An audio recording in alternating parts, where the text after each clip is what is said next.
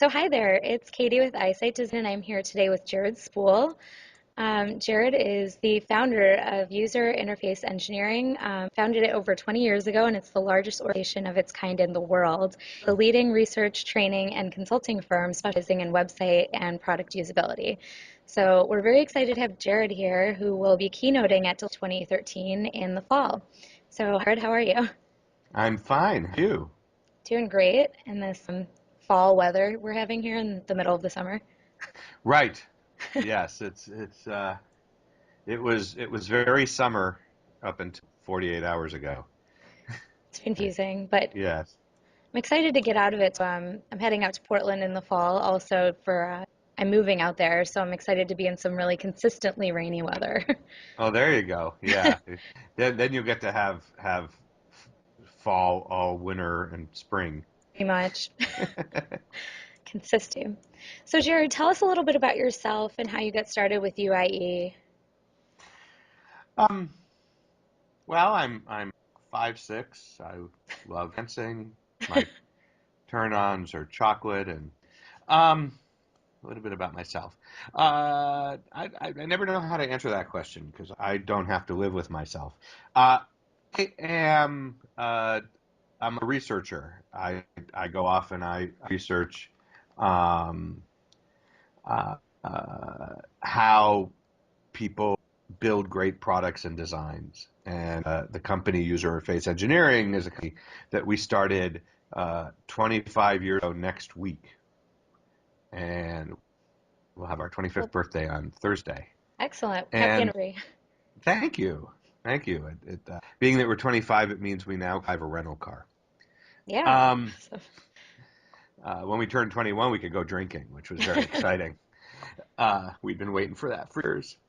Um, uh, so now it started, just being sort of a usability testing consulting firm back before there were any other usability testing consulting firms. As far as I know, we were the first one. And over the years, we've sort of shifted and become more researching how people use great products and great designs, and that's where we are today.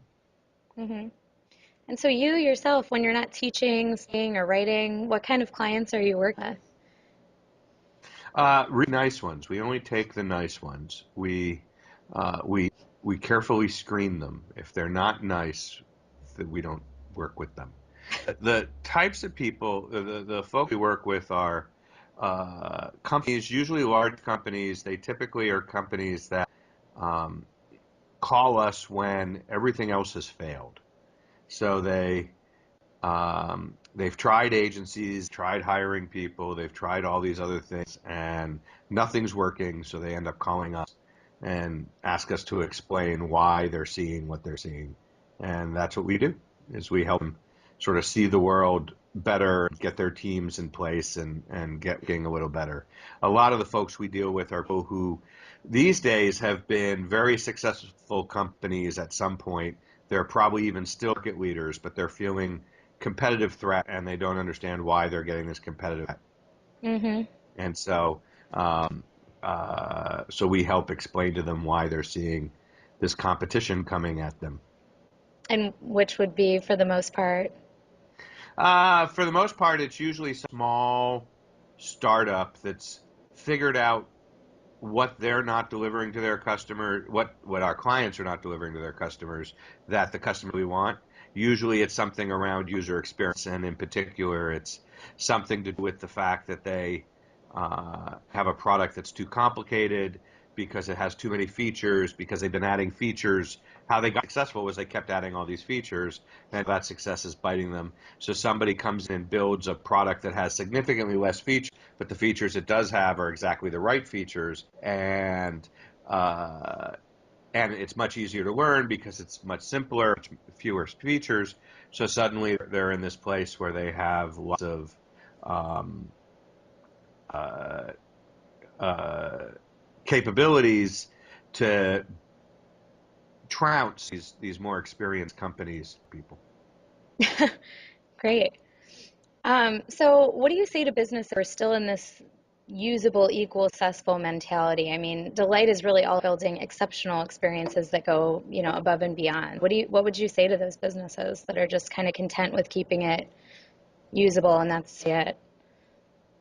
Um, well, I guess shut off the lights. Last one out, shut off the lights. I think is what I would say. Um, I mean, they're not going to be around for long in their space because at some point someone's going to come along and delight customers and steal all the customers from you. So it's really about at the time understanding that your competitive dominance is only going to get you so far. I mean, there are some companies that can lock in their customers, right? If all the docs or all the transactions are stored on a server somewhere and you can't change your system because you would lose all that history, you need all that history to succeed, then then you're going to keep using the crappy software. You're going to keep using the crappy product. But more and more, people are able to move that data or just leave it behind, and suddenly they can use something new. And here's an example, right? Uh, the reason Microsoft was dominant in the word processing and a spreadsheet business was because the people you shared your documents with were all using Word and Excel. And so not only did you have to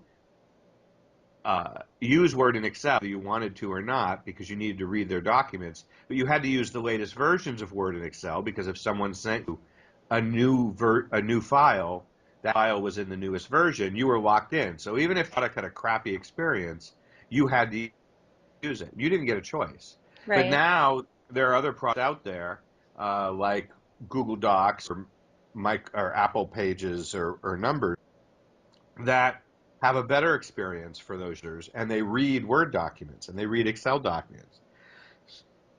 So now you're not locked into that and can transfer that data back and forth and you can have a better experience. Well, suddenly Microsoft is no longer in the dominant position and they're struggling to catch up and they're suffering. And you see it in their work, right? It took them 5 years after Google Docs came out with a product that is almost as good as Google Docs. And the thing is that Google Docs doesn't have all of the features that Microsoft Word has, but it has all the features that most people need from a word processor. Right. Definitely. You've said that design is best when it's invisible. So when it's effortless, when it's elegant, that kind of design is key. So from your perspective, what is designing for delight all about right now? Well, it's what I've said is that great design is invisible, and it's not that um, uh, it wants to be invisible. It's that when users are experiencing a really wonderfully designed product or service, they're not paying attention to the product or service. They're paying attention to the thing the product or service is about. If you go to an awesome movie, you're not paying attention to how that movie was made.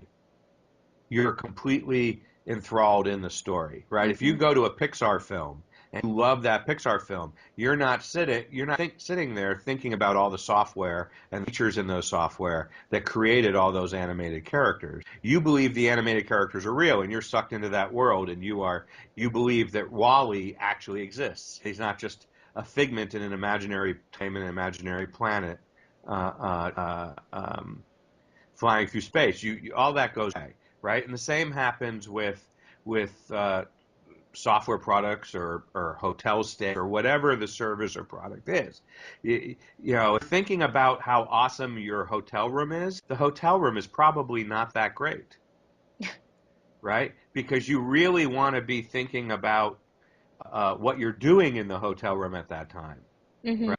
Versus thinking about the actual construction of the room.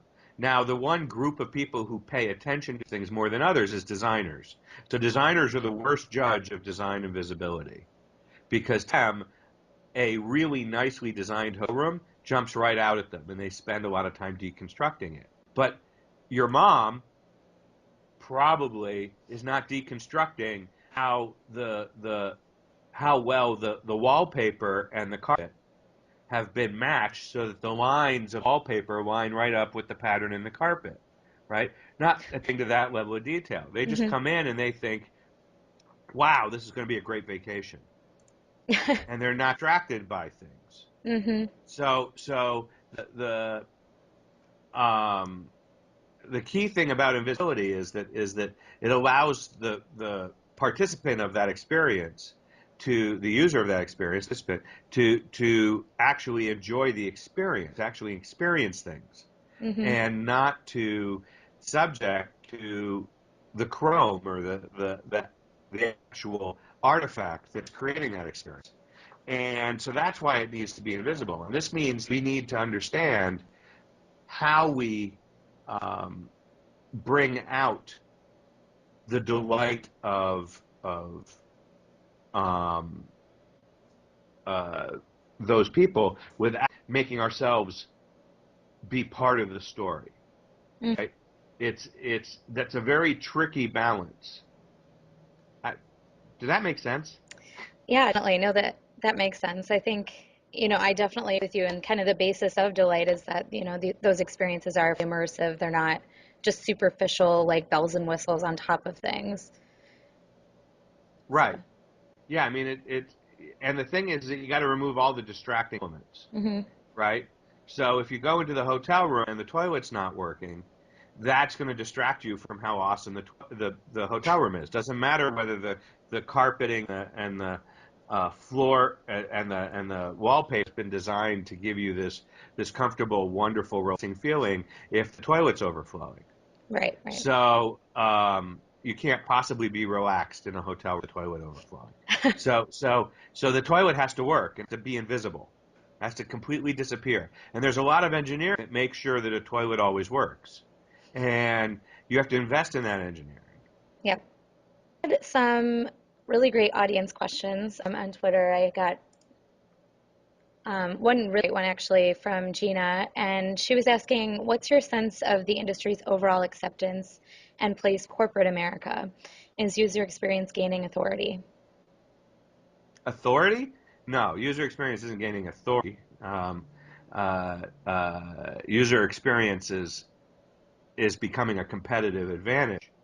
People are seeing that if they create great user experience, that it's an advantage. But I don't think you're going to see UX people running the show in most corporations because, frankly, most UX people that I've met don't know how to run the show, even if they wanted to, and uh, uh, and frankly don't want to learn how to do that. So I don't think that um, because if they have authority, that means they're running the back end inventory system and they're figuring out the customer supply chains and they're doing all that stuff, which most user experience people that I've met could care less about Right. how all those plates keep spinning. Yeah. So so I don't think we want authority. What I think we want is for design to be part of what makes us great. And I think that's happening more and more. People are seeing that when you can no longer compete on price because everybody basically has the same supply chains and they have the same costs, and you can no longer compete purely on functional quality because everybody's got the same features and they make them basically the same way. What do you compete on then? You compete on great experiences.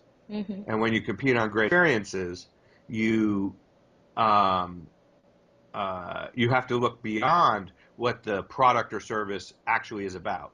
You have to look beyond the fact the hotel room is about sweeping and showering and say, well, what makes a great hotel experience?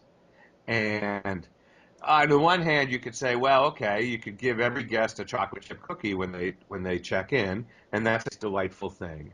But that's only lasting for a few months. Hmm. Really, what you have to do is you have to look at every part of the brand experience, and you have to deliver something absolutely amazing at every moment Hmm. in some form. And that takes a lot of work. It takes a lot of investment to figure out what that is. You have to throw out all the things that you care about, but everybody else doesn't, and hone in on things that make a difference. And I think that um, that's what designers do. we understand what those things are, how they work, and when we're designing the right way, we can um, make all that happen. And once you do that, suddenly you've got some real advantages.